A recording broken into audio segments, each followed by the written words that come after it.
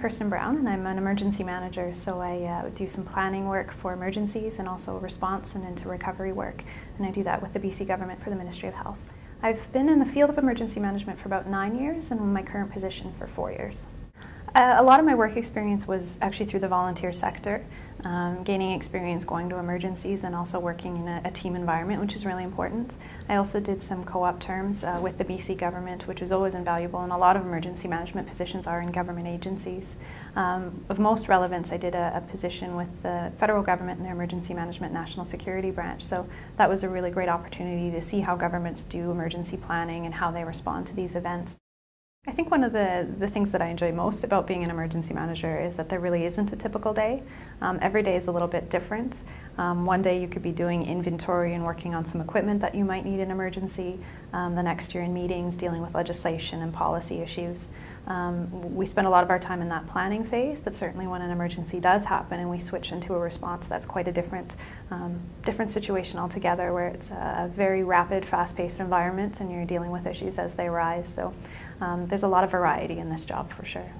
Working on quite a number of projects. I do work in a sort of subset of emergency management called business continuity planning, so I'm working on business continuity, also a number of different hazards, radiation emergencies. We learned a lot about that from the Japan event, migrant ship arrivals, also working on our legislation and policy work around this and looking at licensing of professionals that may be coming into from other provinces, other areas that we might be calling upon in the event of a major emergency. So it's a wide variety of tasks.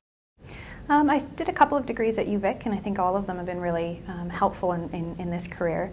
I did some work in geography, so learning about earth hazards, earth sciences was really important, and then certainly any of that research and communication skills that you develop as a student is so important into this.